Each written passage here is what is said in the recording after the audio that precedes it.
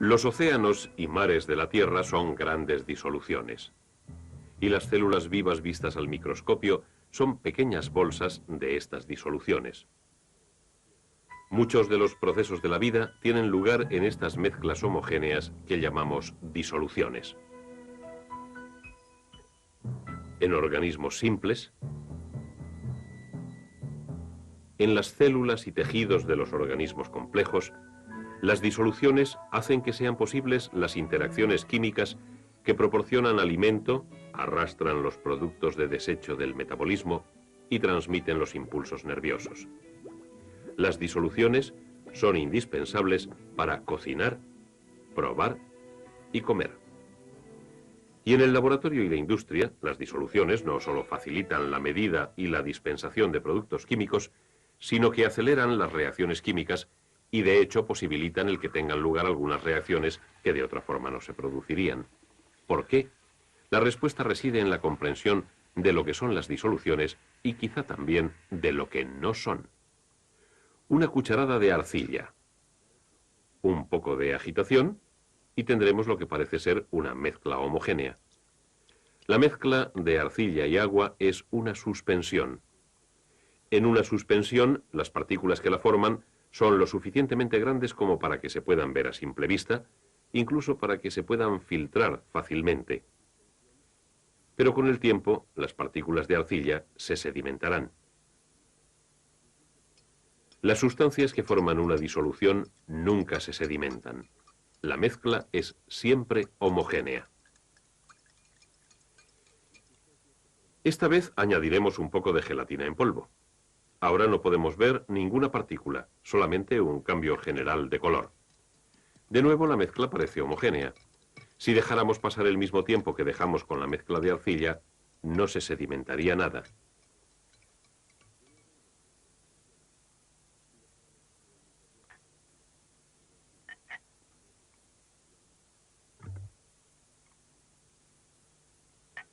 Por supuesto, la gelatina podría sedimentar.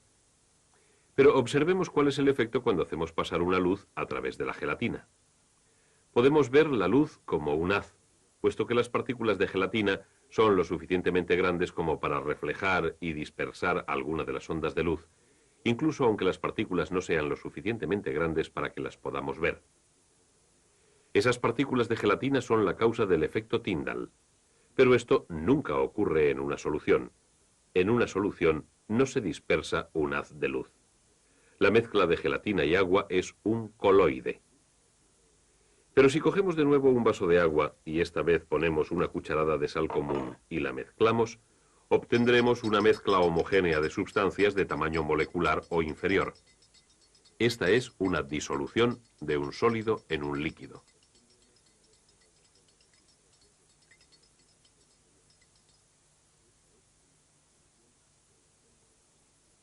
La disolución de sólidos en líquidos es esencial para los procesos de la vida.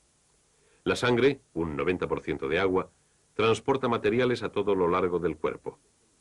Disueltas en la proporción líquida de la sangre, se encuentran sustancias sólidas que llegan a las células como nutrientes, así como productos de desecho para ser eliminados.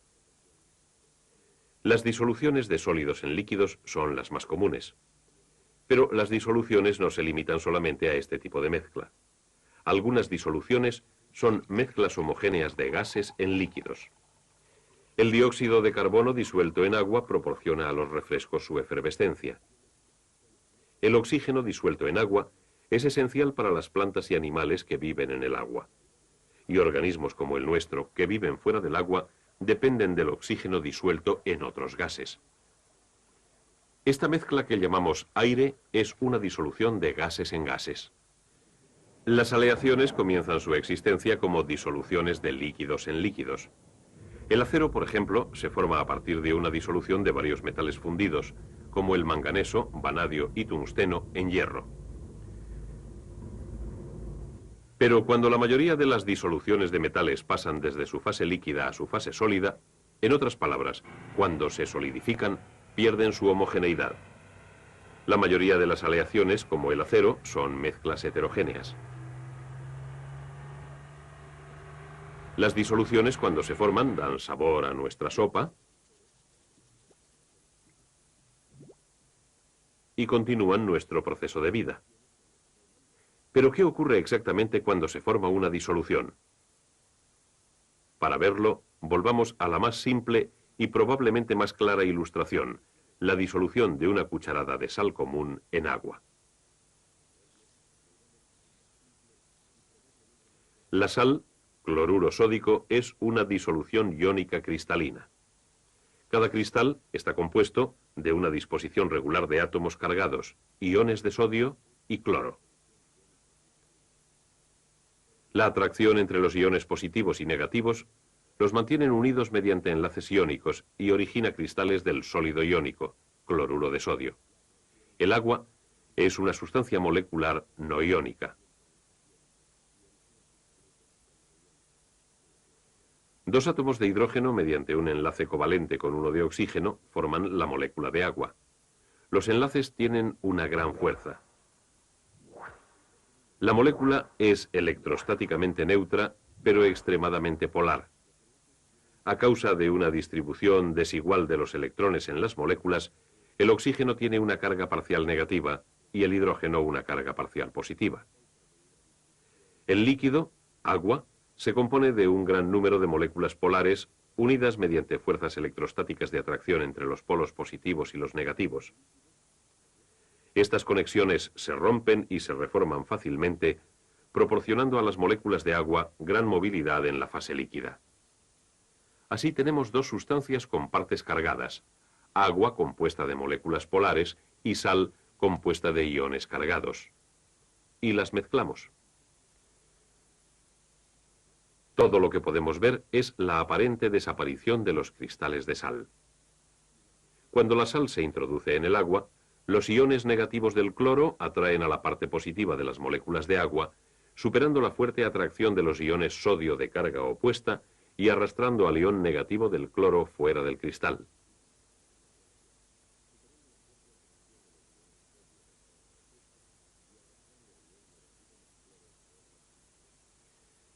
Y el mismo tipo de atracción tiene lugar entre los iones positivos de sodio y la parte negativa de las moléculas de agua. De esta forma, los iones en nuestro cristal de sal se disocian. Con el tiempo, si la sal se disuelve completamente, cada ion se rodea por un número determinado de moléculas. Esto se denomina hidratación.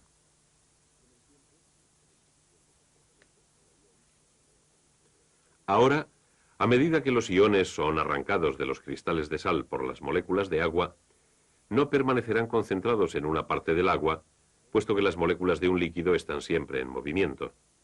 Cuando observamos en el microscopio pequeñas partículas suspendidas en un líquido, vemos que se mueven en zigzag. Esto es lo que se denomina movimiento browniano. Las partículas son efectivamente golpeadas por moléculas de agua en movimiento rápido, constante e irregular. No podemos ver las moléculas, pero podemos ver el resultado de los choques. Las moléculas de todos los fluidos se mueven de esta manera. Así, este movimiento de las moléculas de agua dispersa los iones de cloro y sodio a través del agua. Los cristales de azúcar también se disuelven en agua, pero el azúcar es una sustancia molecular, no iónica. De esta forma, cuando los cristales de azúcar se rompen, todas las moléculas de la sustancia se dispersan. Así, ahora con la dispersión de moléculas o iones en el agua, tenemos una disolución. Y ahora lo que necesitamos es alguna terminología con la que trabajar. La sal, la sustancia que se disuelve, se llama soluto. La sustancia que origina la disolución se llama disolvente. Cuando un sólido se disuelve en un líquido, el líquido siempre es el disolvente. En otros tipos de disoluciones, la sustancia que se encuentra en mayor cantidad es el disolvente. En el aire, el nitrógeno es el disolvente y el oxígeno, argón, vapor de agua y otros gases son el soluto. El agua es el soluto en el alcohol y el disolvente en nuestra solución salina. El agua es el disolvente más común que existe e indudablemente el más importante. En todos los seres vivos, el agua es el medio de transporte de las sustancias disueltas que sostienen la vida de un organismo. Puesto que las materias que el agua transporta son de tamaño molecular o más pequeñas, pueden pasar a través de las membranas que mantienen en su lugar a los mayores constituyentes de las células.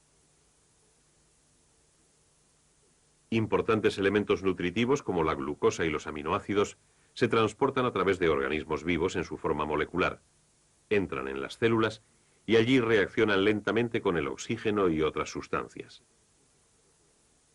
Ahora, más terminología. Observemos los términos que añadimos a estas descripciones químicas. Algunas disoluciones son diluidas, otras muy diluidas y algunas concentradas. Estos términos nos dicen de forma muy general algo sobre las cantidades relativas de soluto y solvente. Por ejemplo, el ácido sulfúrico concentrado es un 96% de H2SO4 en peso y un 4% de agua. El ácido clorhídrico concentrado es solo alrededor de un 36% en peso de ácido y un 64% de agua. El término concentrado significa simplemente que existe una cantidad relativamente grande de ácido.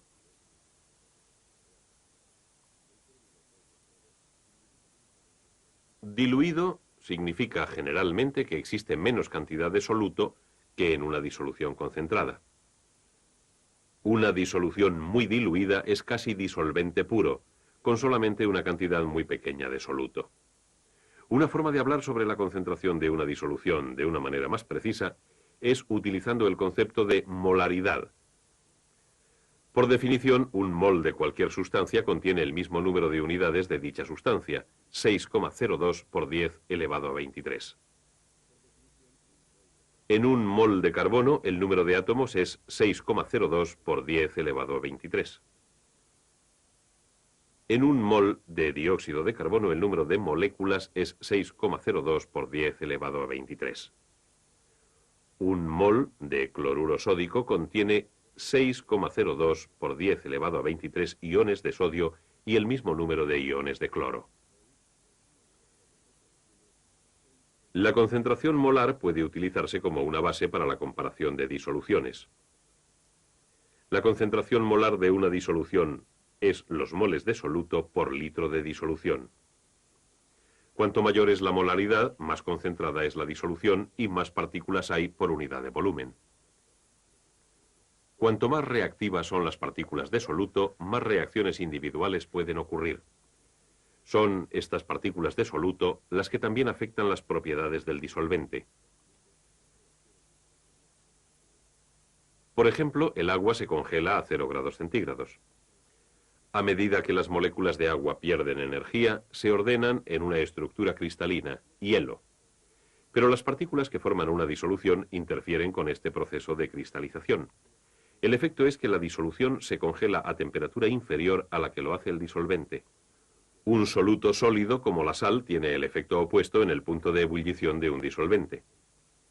Esta agua pura y esta disolución salina están ambas a la misma temperatura. Sin embargo, el agua está hirviendo, pero la disolución no. El punto de ebullición de la disolución se ha elevado.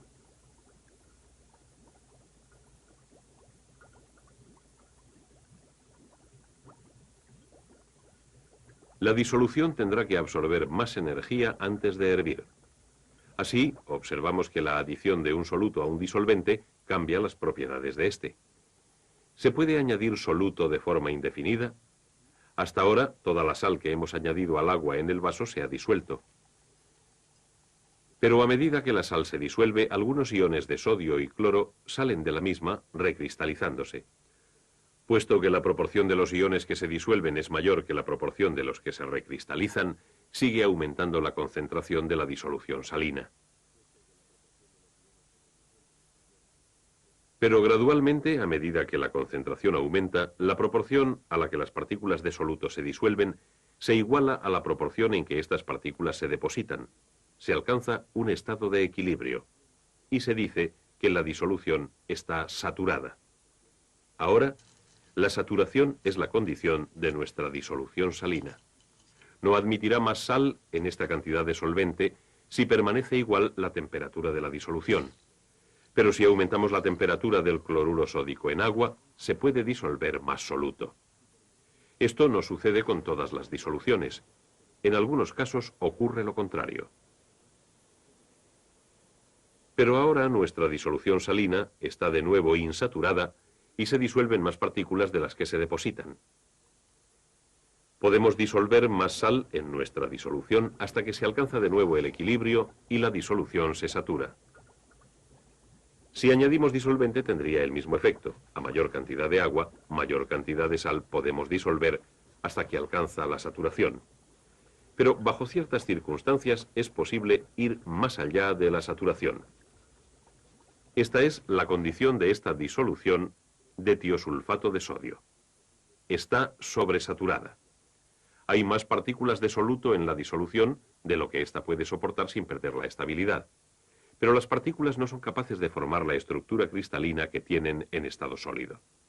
Necesitan algunas partículas, incluso una mota de polvo, para empezar la estructura, pero no existe ninguna. Ahora observemos. Un pequeño cristal de soluto actúa como una especie de detonador para empezar la cristalización. Ahora el exceso de soluto puede cristalizar y la disolución volver a un estado de equilibrio. Esta no es la forma en que generalmente precipita el soluto en las disoluciones. Si solamente reducimos la cantidad de agua de nuestra disolución salina, dejándola que se evapore, la disolución cada vez puede admitir menos soluto hasta que finalmente se satura. Y a medida que el agua continúa evaporándose, los cristales de sal precipitan. La naturaleza frecuentemente funciona de la misma forma. La sal de una gran mina subterránea que quedó cuando se secó un mar prehistórico. El azúcar sin procesar se produce comercialmente mediante un proceso de evaporación que separa el azúcar cristalino del agua en el almíbar del azúcar. Desafortunadamente, lo que la naturaleza no hace es que todas las sustancias sean fácilmente solubles en agua. El petróleo, por ejemplo.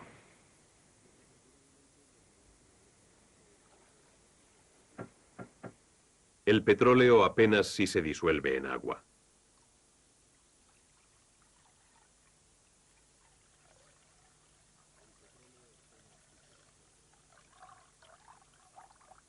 Y tampoco lo hace el tetracloruro de carbono.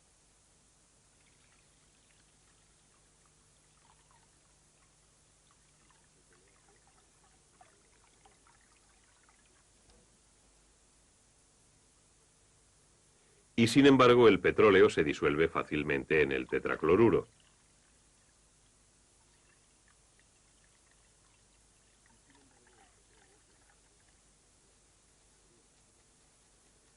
Por otra parte, la sal, que sabemos que se disuelve fácilmente en agua, no se disuelve casi ni en petróleo ni en el tetracloruro de carbono. Aquí está la razón. Recordemos que el agua es una molécula polar con una parte positiva y otra negativa. La sal es un electrolito, un sólido compuesto de iones positivos y negativos. La sal se disuelve por la atracción entre iones de sal y las moléculas de agua. La sal realmente separa las moléculas de agua, mientras que el agua separa la sal.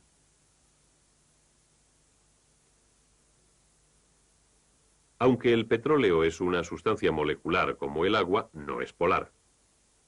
El agua atrae otras moléculas de agua de forma mucho más fuerte de lo que atraen las moléculas de petróleo. Si una molécula de petróleo se introduce entre dos moléculas de agua, las moléculas de agua se juntarán de nuevo y expulsarán a la de petróleo. Así, el petróleo no se disuelve en agua. Pero el tetracloruro de carbono, al igual que el petróleo, es una sustancia no polar. Las fuerzas de atracción entre las moléculas de tetracloruro de carbono, entre moléculas de petróleo, entre moléculas de tetracloruro y petróleo, son todas similares. De esta forma, las moléculas de ambas sustancias tienden a deslizarse unas entre otras hasta que se llega a una distribución homogénea y al azar y se forma una disolución.